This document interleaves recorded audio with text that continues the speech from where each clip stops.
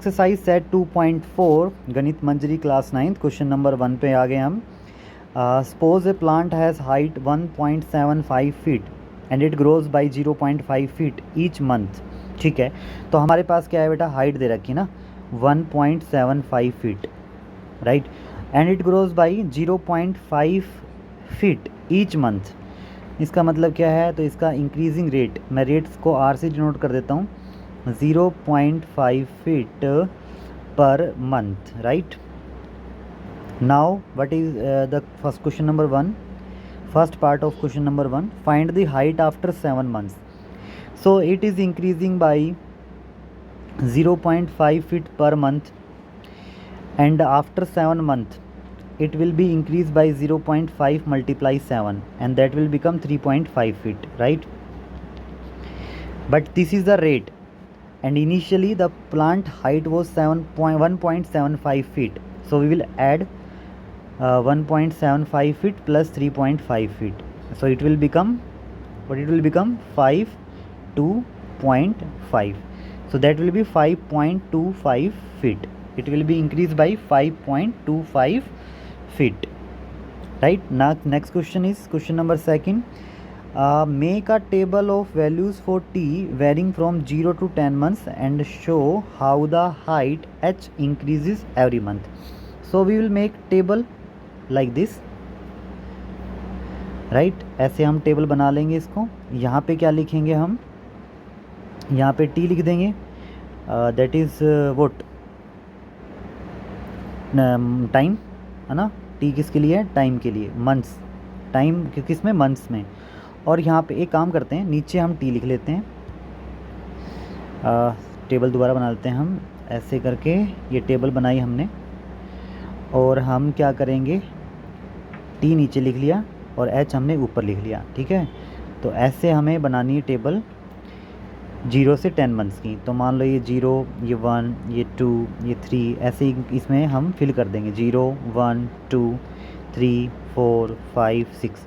सो respective manners में जितना भी हमें मंथ्स की गिवन है, तो मंथ्स का हम उसमें फिल कर देंगे। और अब हमारी हाइट किस तरीके से इंक्रीज़ होगी, इनिशियली उसका कितना हाइट है, 1.75, राइट।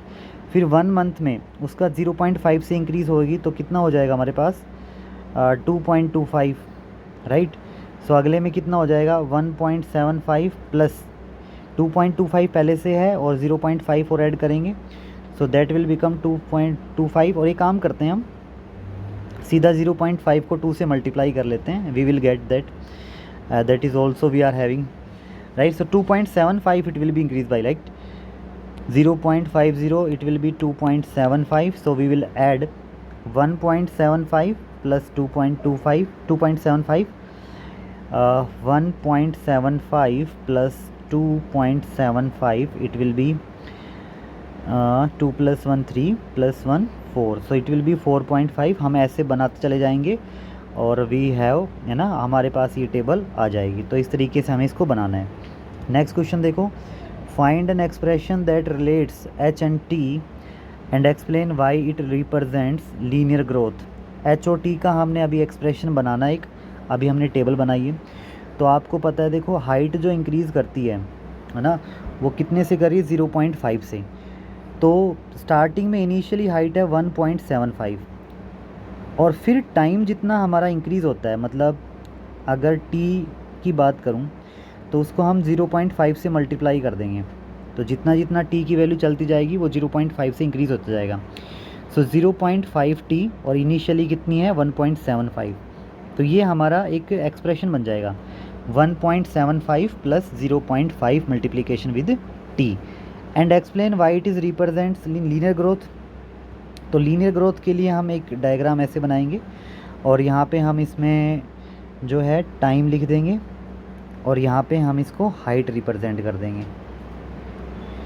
सो लीनियर ग्रोथ है क्योंकि ये हर मंथ में कांस्टेंट स्पीड से बढ़ रहा है। अगर कांस्टेंट स्पीड से बढ़ रहा है, that means it is a linear growth. तो हम यहाँ पे टाइम को रिप्रेजेंट कर देंगे 1, 2, 3, 4, 5, और ऐसे हम हाइट को इंक्रीज़ करते चले जाएंगे। तो एक लीनियर ग्रोथ आपको देखने को मिलेगा, कुछ इस तरीके का हमें जो है हमारा ये मिलेगा ग्राफ, ठीक है।